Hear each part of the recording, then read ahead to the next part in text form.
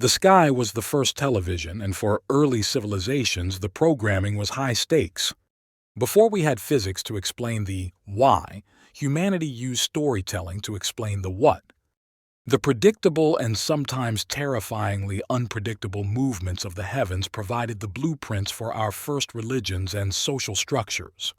The sun, the life giver and the warrior. The sun's daily journey was the ultimate metaphor for life, death, and rebirth.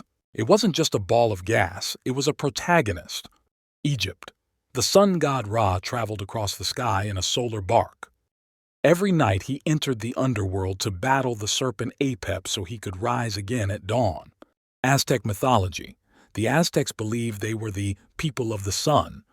They felt a personal responsibility to nourish the sun through sacrifice to ensure it kept moving, fearing that without human intervention, the cosmic dance would stop.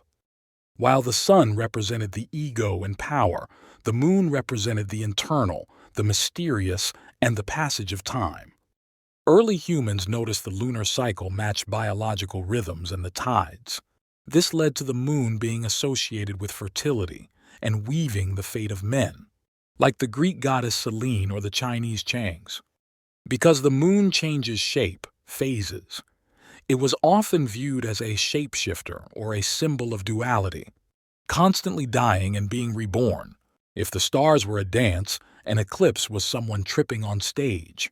These events were almost universally seen as omens of doom or divine hunger.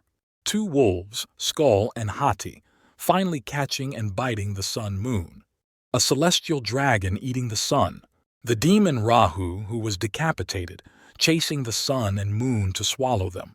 Early observers noticed that while most stars moved in a block, 5 stars wandered independently. The Greeks and Romans named these wanderers after their gods based on their appearance: fiery red Mars for war, bright and beautiful Venus for love. The North Star, Polaris, became the symbol of stability.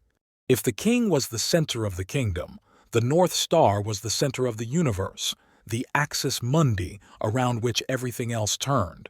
We didn't just look at the stars, we projected ourselves onto them. Mythology was our first attempt at pattern recognition, turning a chaotic universe into a meaningful neighborhood. Since you're interested in a deeper dive, let's look at the ancient Egyptians. For them, the sky wasn't just a space, it was a literal body. In Egyptian cosmology, the sky was the goddess Nut, whose body was covered in stars. She arched over her husband Geb, the earth, held up by Shu, the air. Every evening, Nut would swallow the sun, Ra. It would travel through her body at night and be reborn from her womb at dawn. They saw the Milky Way as a celestial Nile, or the milk flowing from the udders of the sky cow, providing a spiritual mirror to the river that sustained their physical lives.